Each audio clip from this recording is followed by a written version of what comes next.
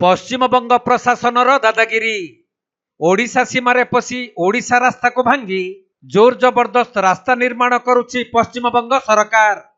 10 दिन धरी ओडिशा सीमारे पशि पश्चिमबंग सरकार रास्ता निर्माण करुथिले भी ए बाबदरे स्थानीय जनप्रतिनिधि किंबा स्थानीय प्रशासन पाखरे कौनसी खबर नहीं, जहाँकि बालेश्वर जिला भोगराई ब्लॉक अधीन कसबा कमरदा पंचायत अंतर्गत ओडिशा सीमा सगड़ा साही पश्चिमबंग को संयोग करुथबा मुख्य सड़क पथर पश्चिमबंग सीमा को लागिथिबा 500 मीटर जाए जबरदस्त धसई पशि आसी रास्ता काम करुछि पश्चिमबंग सरकार।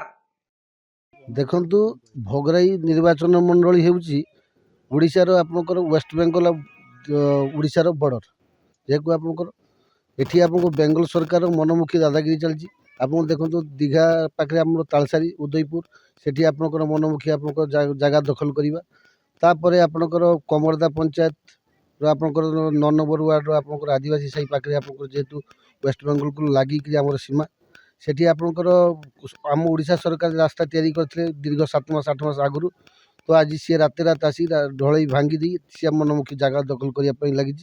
तो एथे हमर आज खबर पाई भोगराई तहसीलदार कमरदा आईआईसी एवं कमरदा आरआई आसी आप सरजमीन तदंत करी डिमार्केशन पई आप कही जाइछन्ती जे रास्ता 4 दिन पई काम बंद रखिया पई डिमार्केशन हेले जाई आपन रास्ता निर्माण हेबो। तो एवं मु माननीय विधायक एवं ओडिशा सरकार को निवेदन करी जे भारत स्वाधीनता 77-78 वर्ष पर भी आज पर्यंत कमरदा 7 नंबर वार्ड आदिवासी 9 नंबर वार्ड आदिवासी साही लोक मैंने अवहेलित अवस्था गति कर पिला माने पाठ पढ़िया स्कूल को जाई पारु नांती। गोटे प्रसूति माँ सी आपनकर मेडिकल जाई पारु नहीं। गोटे बुढ़ी लोक सी आपनकर भत्ता आनिबा को पंचायत ऑफिस जाई पारु नहीं। तो निवेदन मोहन सरकार को एवं माननीय विधायक को जे तुरंत आमर ओडिशा और बेंगल रास्ता निर्धारण करी आमको रास्ता निर्माण करले आमे उपकृत हेबु। आमर एतिकी मोर कमरदा पंचायत सदस्य हिसाब रे मोर तांको निवेदन। तेबे 8 मास पूर्वे ओडिशा सरकार अनुदान रे 5 लाख टंका व्यय अटकल 500 फुट ढलई रास्ता निर्माण होइथिला।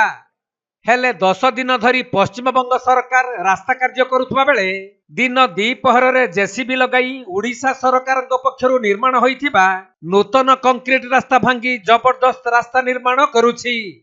तेणु एभली स्थिति रे स्थानीय बासी मध्य सीमा सुरक्षा को नहीं आशंका देखा देइछि।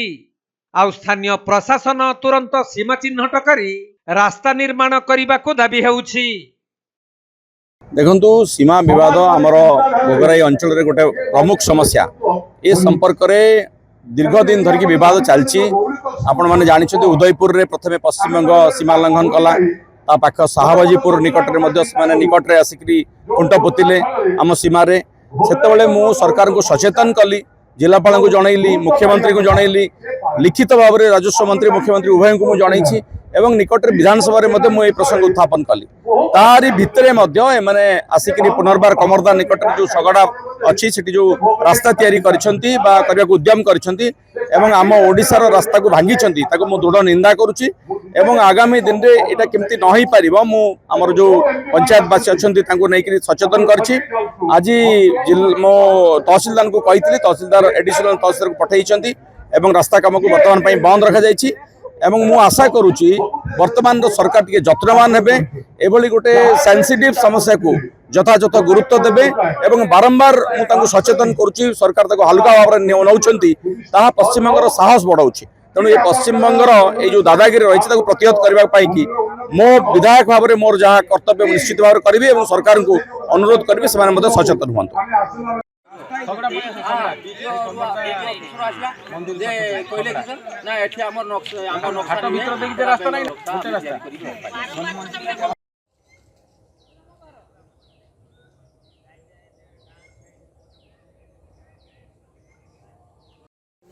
मेन रास्ता सब 500 बाटला बंद कर बालेश्वर जिला भोगराई चंदन कुमार दास रिपोर्ट कोणार्क लाइव।